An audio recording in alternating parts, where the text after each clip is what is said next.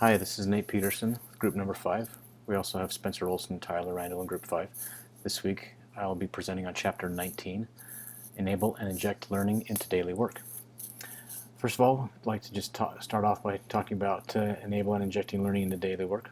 We first do this by establishing a just learning culture, a culture that is always open to learning from our mistakes when they do occur, and they will occur in our complex systems that we develop. We need to, based on the failures that do occur, we need to schedule a blameless post-mortem meeting after these accidents, and we need to understand what went wrong and how to fix these problems in the future. And once we find out what happened in these problems, we need to publish the results of these post-mortem meetings widely so everybody in the organization can understand what happened and learn from our failures so that they can be prevented in the future in other types of systems that are within the organization. This will help us to decrease or we need to decrease incident tolerances to find weaker failure signals in our systems. And we also need to redefine failure and encourage calculated risk-taking by the engineers that work in our complex systems so that we can experiment and push the boundaries of what failure means. Also push the boundaries of what is acceptable for engineers to do and to experiment with. We need to inject these production failures into our systems to test for them, and this will enable resilience in our systems so that we already know what could possibly happen by injecting failures into our systems. And we need to institute game days to rehearse these failures. So we need to establish a just learning culture. And if we desire to establish this type of just learning culture, we need to examine how we respond to accidents that occur in our complex systems. Our responses need to be viewed as being just. And Dr. Sidney Dekker writes, when responses to incidents and accidents are seen as unjust, it can impede safety investigations, promoting fear rather than mindfulness in people who do safety-critical work, making organizations more bureaucratic rather than more careful, and cultivating professional secrecy, evasion, and self-protection. This attitude of punishment has been present in typical styles of management over the past century. Basically, this attitude is saying we need to eliminate errors through command, control, and procedure enforcement. And Dr. Dekker calls this the bad apple theory. He suggests that it is an invalid practice because human error is not our cause of troubles. Rather, human error is a consequence of the design of the tools that we gave them. In essence, accidents are not caused by bad apples, but rather accidents occur due to inevitable design problems in the systems that we create. Instead of naming, blaming, and shaming, we should be transforming the failure into an opportunity for organizational learning. When we learn from our failures, we need to implement into our systems the results of our learning. If we are unable to learn from our failures due to fear of being punished, those failures are guaranteed to happen again. In many ways, failure should be viewed as a positive occurrence. And as had been mentioned previously, it is impossible to predict every possible outcome of the behaviors of our complex systems. When these inevitable accidents do occur, we should conduct a blameless post-mortem meeting upon resolution of the incident. The term blameless post-mortem was coined by John Allspaw, and it also allows us to examine mistakes in a way that focuses on the situational aspects of a failure's mechanism and the decision-making process of individuals who are proximate to the failure. This blameless post-mortem meeting should do the following. We should construct a timeline and gather details from multiple perspectives on failures, ensuring that we don't punish people for making mistakes. And then empower all the engineers to improve safety by allowing them to give detailed accounts of their contributions to the failures. We need to enable and encourage people who do make mistakes to be the experts who educate the rest of the organization on how not to make them in the future. And we need to accept that there is always discretionary space where humans can decide to take action or not, and that the judgment of those decisions lies in hindsight. We need to propose countermeasures to prevent similar accidents from happening in the future and ensure that those countermeasures are recorded with target date and an owner for follow-up.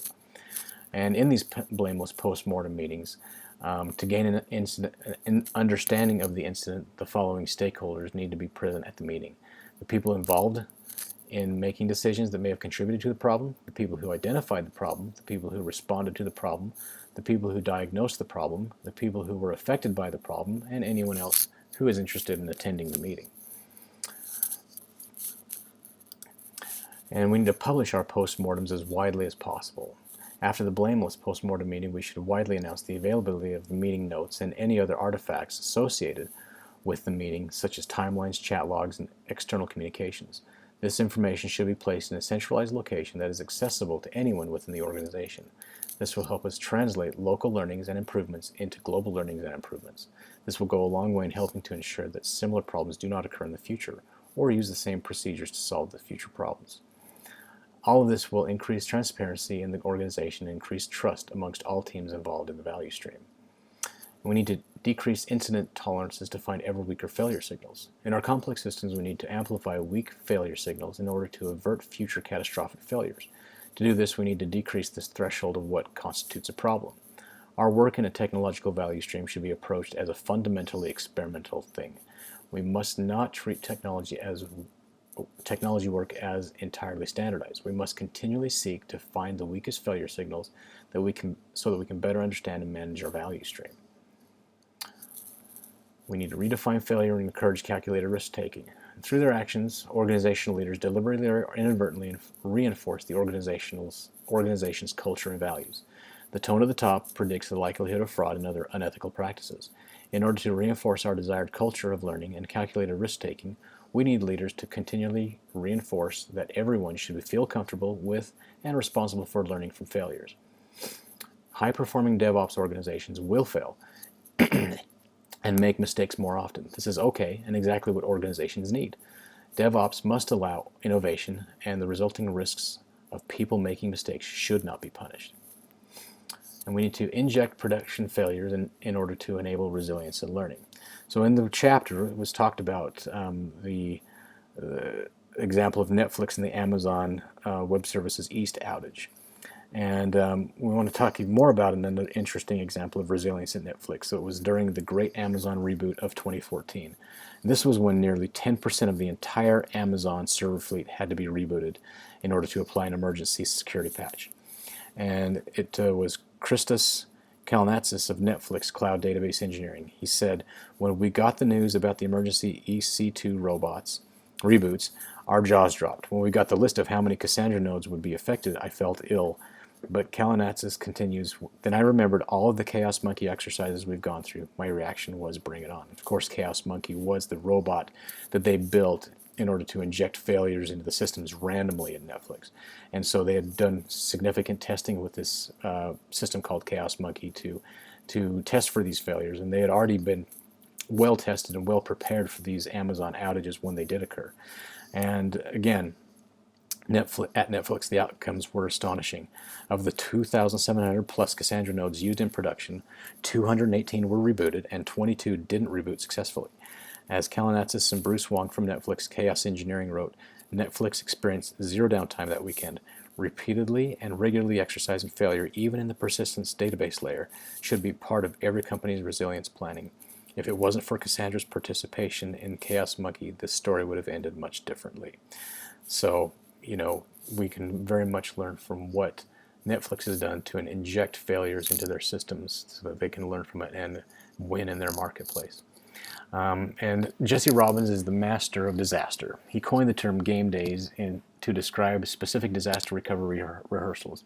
He was responsible for programs at Amazon and ensured site availability. He said, "Whenever you set out to engineer a system at scale, the best you can hope for is to build a reliable software platform on top of components that are completely unreliable. This ensures that complex system failures are inevitable and unpredictable. We therefore must ensure that our services continue to operate when these inevitable failures do occur." He advises that a service is not really tested until we break it in production.